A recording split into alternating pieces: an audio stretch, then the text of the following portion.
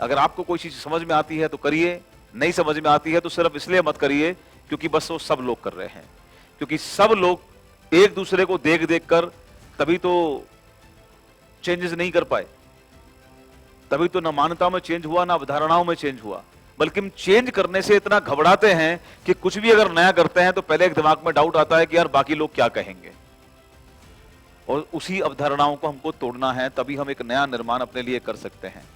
समझ ईश्वर ने आपको दी है, उसका पूरा इस्तेमाल करें, और जरूरी जब आपको लगे कि कोई ऐसी धारणा जो आपके लिए बेकार है, आपके लिए काम की नहीं है, उससे खुद को अलग कीजिए। ये बहुत महत्वपूर्ण है, राइट?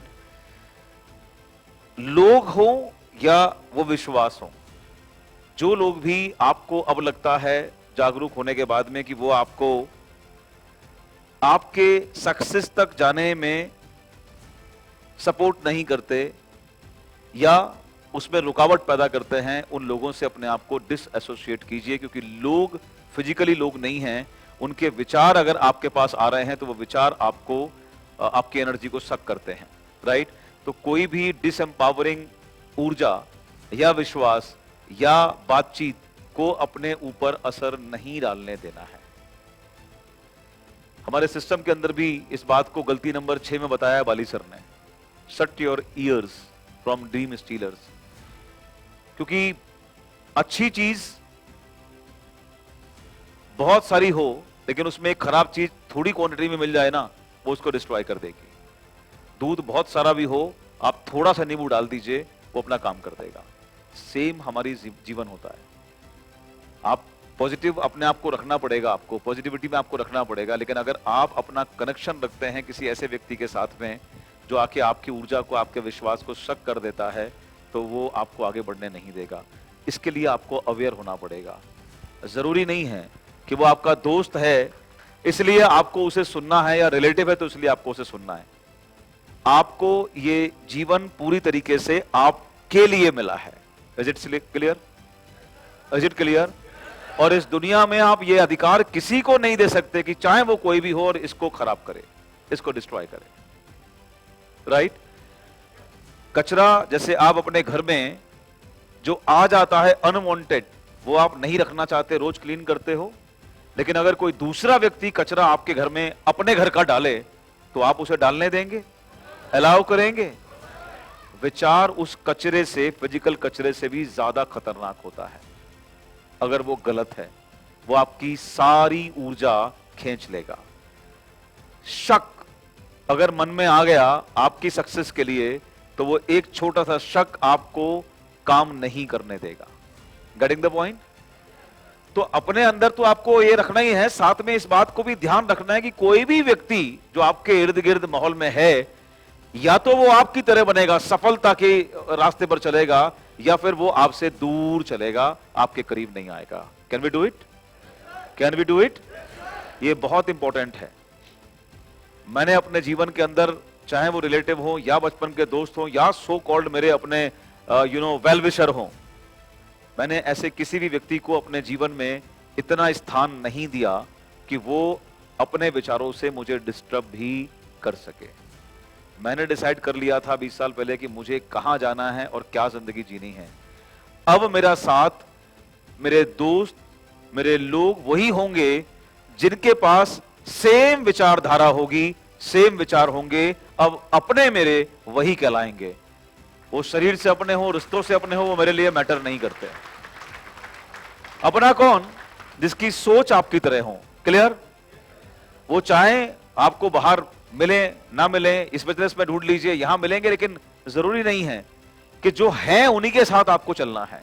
रखिए उनको, फिजिकली रखिए, लेकिन उनकी बातों को, उनके विचारों को अपने जीवन में जगह बहुत महत्वपूर्ण है। और ना ही उनके साथ चीजों को डिस्कस कीजिए। कई बार हम एक गलती करते हैं। यहां पर एक मेरे बहुत प्यारे, मैं बोलूंगा बहुत करीब बैठे हुए हैं रामवीर जी। ये मेरे बहुत नियर एंड डियर हैं और बहुत अच्छे इंसान हैं। Is so nice person.